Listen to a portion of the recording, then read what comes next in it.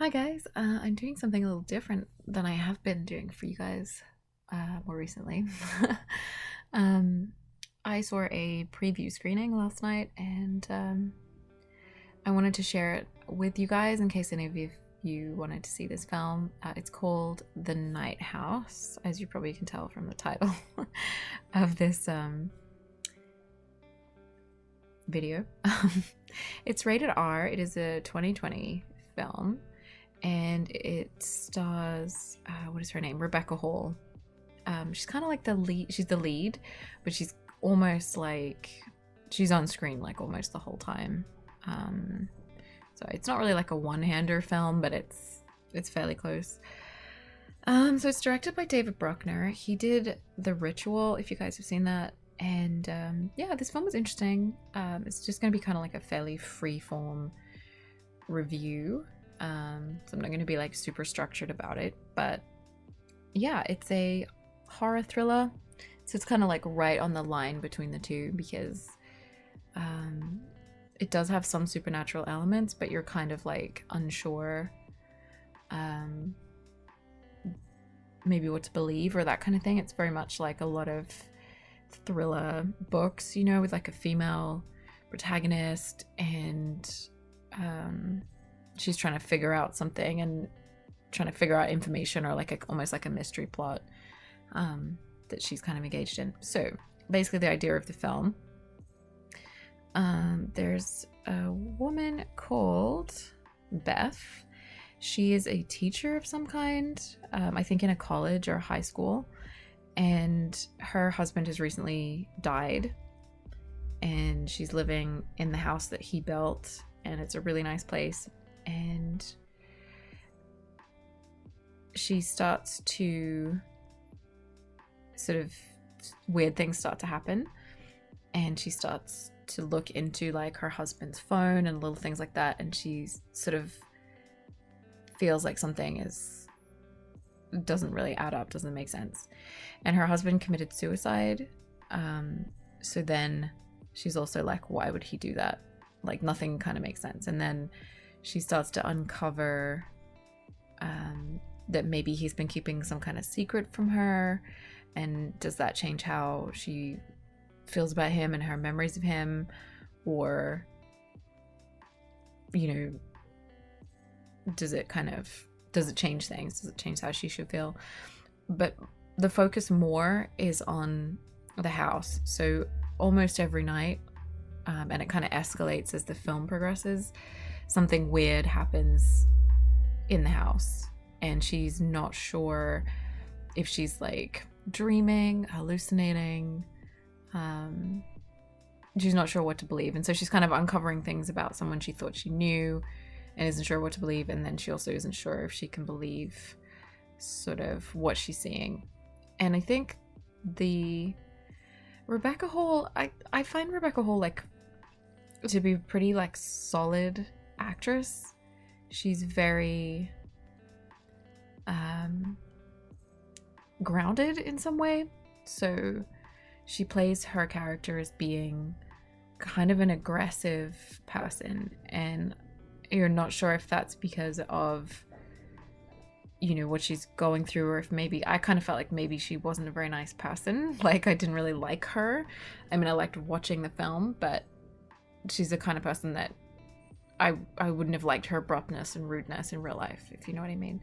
And I think she was kind of choosing to play the character that way to give it this dimension of like she's angry that her husband committed suicide and she's confused, but also there's this kind of dark element to her own personality, which kind of is a component of the film, is her like reactions to things.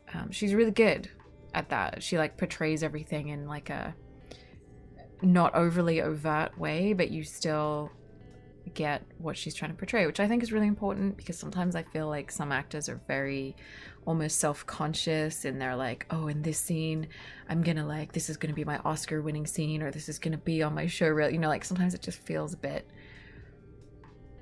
I don't know, like not every actor can do raw emotion in a well restrained way. So I'll give her that. I think that's good. I have to say that I felt like, and I'm gonna try really hard not to spoil anything, but I feel like if you see the trailer for any movie now, you've pretty much seen the whole film. But the ending for me was kind of like, I was like, that doesn't really answer any of the questions. And I don't really mind open endings in films, but it just felt a little bit like, oh, that's it. Okay, fine. But I think the point was sort of not so much the plot and the answer to the mystery, the resolution, but kind of having these scenes that could kind of be hung on a plot, if that makes sense. So you're kind of there for these set pieces, I guess. And those set pieces were really, really good. I did jump a couple of times in this film. I'm somebody that, it's not a jump scare film, but I do find that personally I like a jump scare. I know people complain about them. I personally, if a film actually makes me jump, that's very rare. So I kind of think that's a good thing. And this film is visually unsettling. You kind of have moments where the visuals are very immersive. They're very, maybe surreal is a pretty good word for them. There's that thing of, you know, you're not sure what you're seeing. It's quite subtle, and it builds until it's no longer subtle in a good way. And I think it's just really well done. Like, you kind of, she's not sure what she's seeing, and there's a lot of kind of trompe l'oeil, if I'm pronouncing that right, and just this kind of visual trickery, I guess, where you're like, oh, I think I can kind of see something. Oh no, wait, that's not something, you know, that kind of thing. And I just thought that was really cool.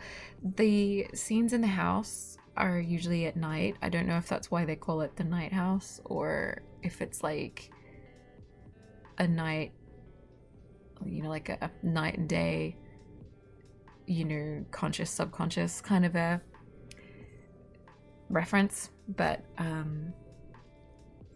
yeah, like, she does have scenes where she's out at work and stuff, but it's mostly at night in her house, and it's really cool. I love films that are kind of about a house, or like have a haunted house kind of atmosphere, so I was sold on that pretty quick. Their house is amazing. I kind of wondered like how they could afford it. I don't know.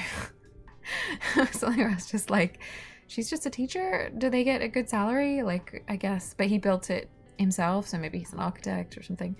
I don't know. There's kind of a side issue. It's not really relevant. Something that kind of bothered me through the whole film, and this is kind of just a me thing, was her costuming. She just had the most terrible clothes. Just everything she wore looked like a paper bag or like a flour sack. I don't know.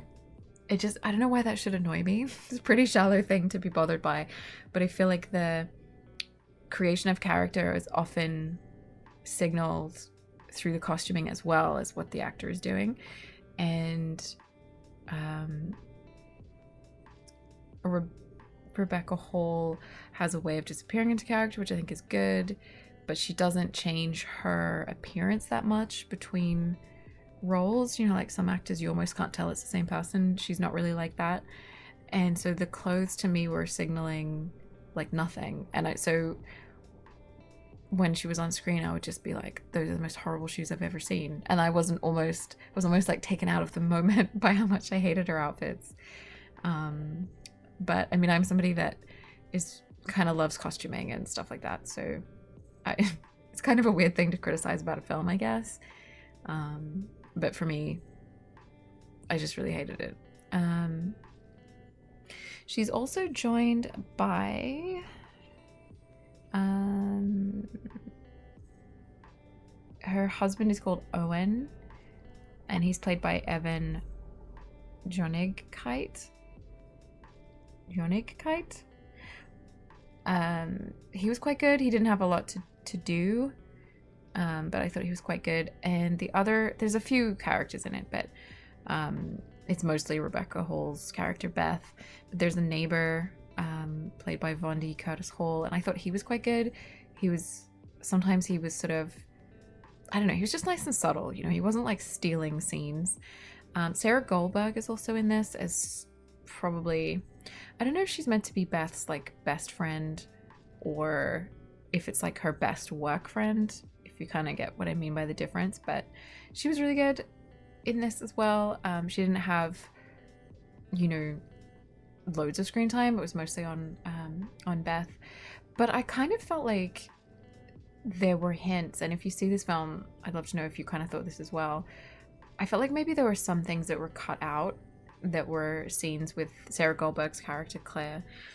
It just felt like she was hinting that maybe she knew a little bit about the secrets that Owen was keeping from Beth, but then that was like never explored.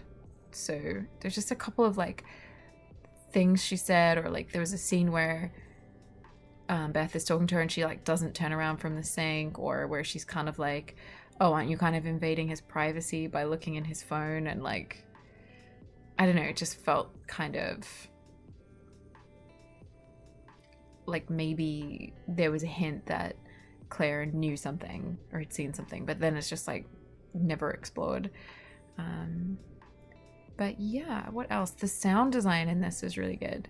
It does that really good thing of using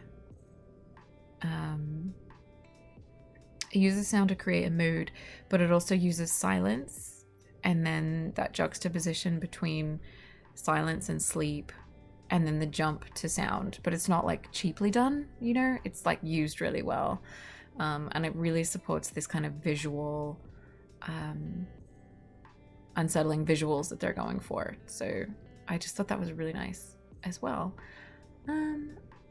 What else? I don't want to say too much without spoiling anything, because personally, if I go to see a film, I really love to just know nothing about it. I'm talking about new films because it's a little hard to know nothing about old films, but it's nice to just go in and be like, know what genre it is and maybe who the lead actor is or something, and that's about it.